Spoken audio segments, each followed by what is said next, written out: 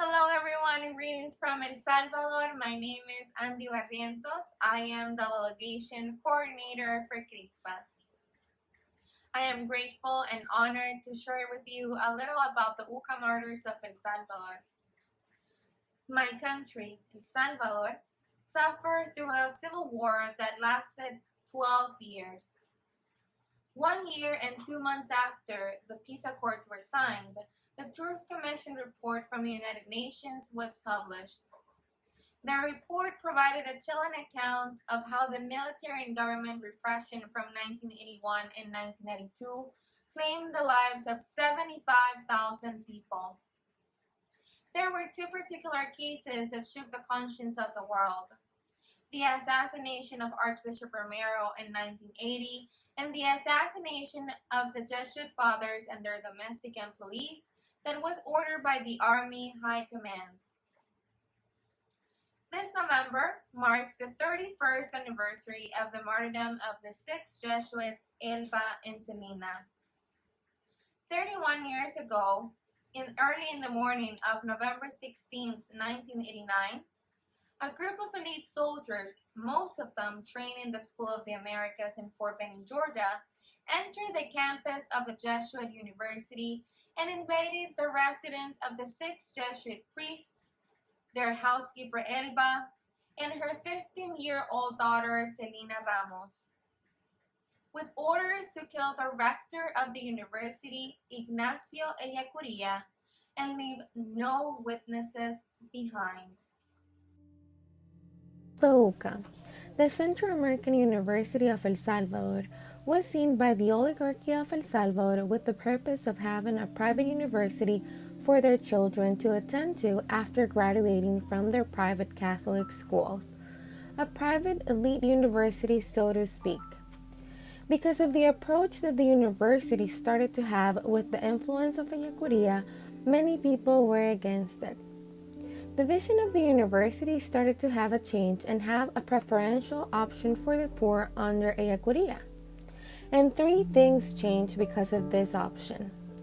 First, the UCA doesn't exist for itself or for its members. Its center is not within itself, nor in its students, nor its professors, nor in its authorities. It exists to serve the Salvadoran people, for the majority of our people who suffer inhumane conditions. This means the work of the UCA is decidedly oriented by social outreach. Second, the UCA must always go about its work precisely as a university, in analyzing the reality and the causes of oppression, and developing ideas and theoretical models for more humane and humanizing structures. Third, the UCA's Christian inspiration should draw attention to secular and religious values consistent with the Christian faith. The UCA's objective was to analyze the different causes that explain the tragic situation at the time and suggest the most humane and viable paths towards a peaceful solution. The UCA would unveil the truth, gathering information and analyzing the violation of human rights and those responsible for those violations. It was from that trench that they did their analysis, their promotion of a deeply committed theology, their editorial work, all the infrastructure they created in which allowed them to project themselves to El Salvador, the region, and the world.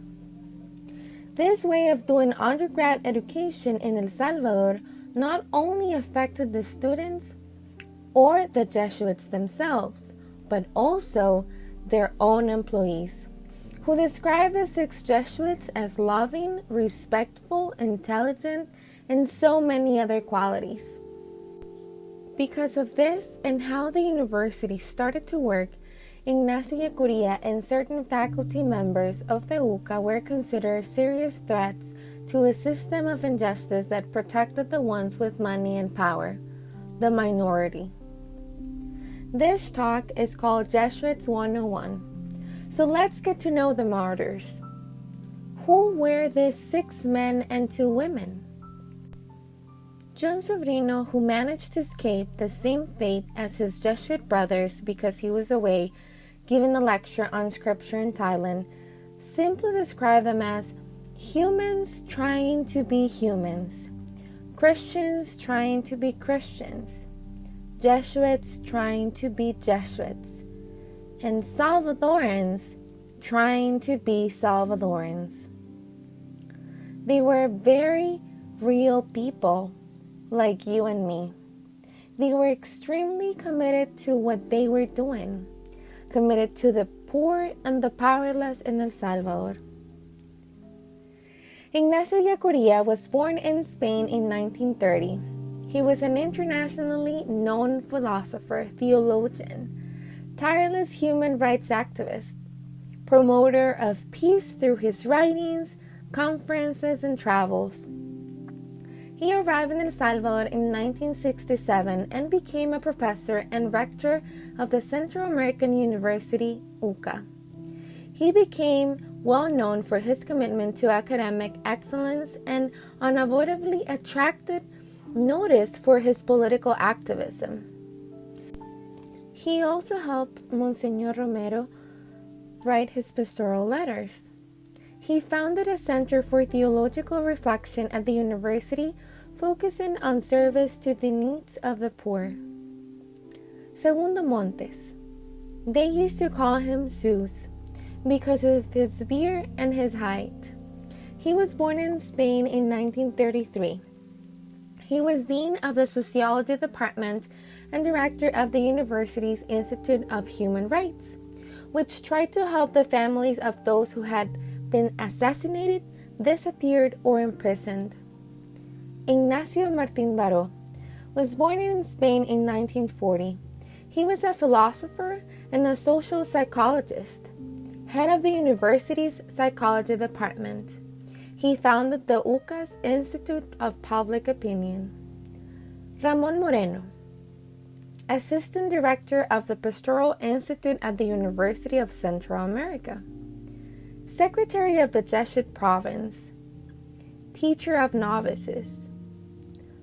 The vocation of the Church and the followers of Jesus, he wrote, is to be the innermost recess of Christ's compassion. Amado López, philosopher and theologian, former head of the San Salvador Seminary and professor of the UCA. Joaquín López y López was the only Salvadoran born of the group. He was one of the founders of the UCA and also the founder of Fe y Alegría, a network of schools for marginalized children, teens, and adults. Fe y Alegría focus on education as a key factor in the empowerment of the poor. Elba and Celina Ramos. Elba was the cook of the Jesuit House of Studies. The Jesuits insisted that Elba and her daughter Celina stayed the night at their residence, thinking they would be safer there since they had stayed preparing dinner until late that night, and it was too dangerous for them to return to their home. In an unfortunate turn of events, they suffered the same fate as the Jesuit brothers. Who was responsible for the killings? The legal aid office from the Archdiocese, Tutela Legal, concludes in a report that all the evidence establishes that those responsible for the murder of the 6 Jesuits priests, Celina and Elba, were elements belonging to the armed forces. Something tragic and ironic considering the circumstances. The UCA was in a place surrounded by the military headquarters, as well as a neighborhood for high-ranking military officers. No one in their right mind would dare make an attempt to attack the residence of the Jesuits, because it would be obvious who would be responsible. The Jesuits were well aware of the risks, but this didn't deter them from continuing to carry out their mission. They were not new to this. They had made a similar choice in the late 70s when they were told they had 30 days to leave El Salvador or they would face death in the hands of the right-wing death squads. The slogan, "Be a patriot, kill a priest," was pasted on posters all over the city. They made the choice to stay because they felt their people needed them. Why were they killed? The reasons why they were killed are no different from the reasons that those before them, such as Rutilio Grande and Monsignor Romero, the 4 American church women, and those other tens of thousands of innocent, lesser-known lives that were lost in the armed conflict that punished El Salvador from 1981 to 1992. These men and women were killed because they dedicated their lives to the analysis and solution to the structural problems of my tiny nation ridden with enormous inequalities. These men were champions of peace, but they didn't want peace at any price. In the words of St. Oscar Romero, let it be quite clear that if we're being asked to collaborate with a pseudo-peace, a false order based on repression and fear, we must recall that the only order and the only peace that God wants is one based on truth and justice. The killings took place at the University of Central America in the middle of the biggest guerrilla-led offensive, which began on November 11, 1989. Fearing they would lose the capital of El Salvador, the Salvadoran army rocketed poor communities where the guerrilla was entrenched. The army was also given a list of people to kill, which included labor leaders, opposition politicians, and some clergy. Obviously, some of the people on the list went into hiding when the offensive began, not the Jesuits. They were not members of the guerrilla. They were not hiding any weapons in the university as they had been accused of. They had done no wrong. They decided to stay.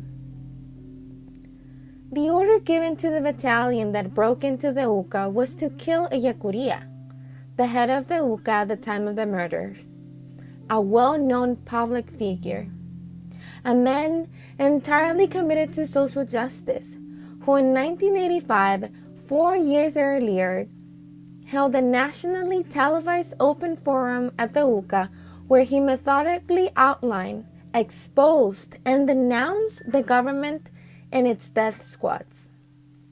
He was fearless and he was outspoken, a true prophet of peace and social justice. He called out the so-called peace of the US-backed regime.